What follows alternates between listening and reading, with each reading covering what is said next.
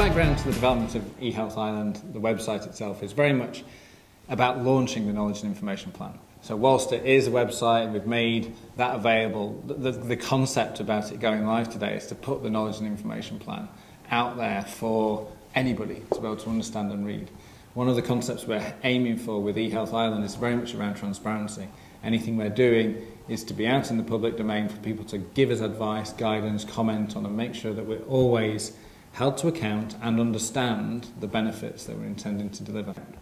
The website on day one is very much for people within the HSE, industry itself, clinicians, patients who have an interest in how healthcare will improve, how technology can support healthcare.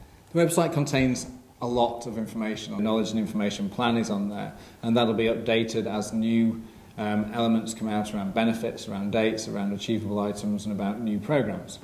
We've also put on there information about the strategic programs themselves, so the 6 originally defined, plus the new strategic program around open data. We've put on there information about the team and the operating model, so people can get a feel for who's delivering what, how and where the responsibilities lie. Information about the eHealth Ireland committee itself.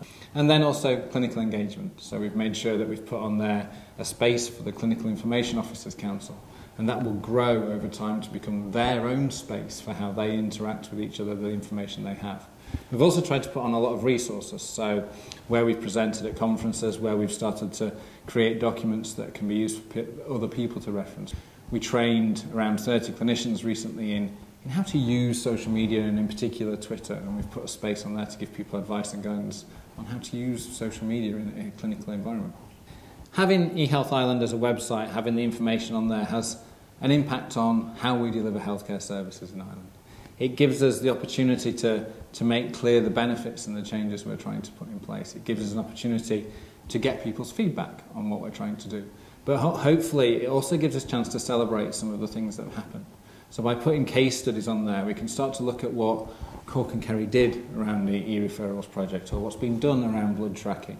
Because one of the things that we do quite a lot at the moment is say how bad things are, when actually there's some really good centres of excellence that have been able to be developed over time across Ireland, and we need to be able to look at those and understand how we can learn more from them to deploy nationally, how we do that. Through June and July and August, we have a series of milestones that we're now targets that we hit about communicating different pieces of information.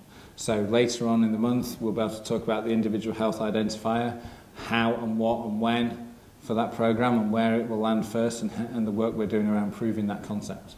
We'll also be able to talk more about the next e-referral sites, the process for making sites live, and how that programme will evolve over the next 12 months. In July, we're looking at the primary care IT programme, so literally putting some information about what it means to have IT into primary care, not just the GP systems, but wider than that. And then in early August, we're about to publish the electronic health record case for change document and put that out there on the site as well.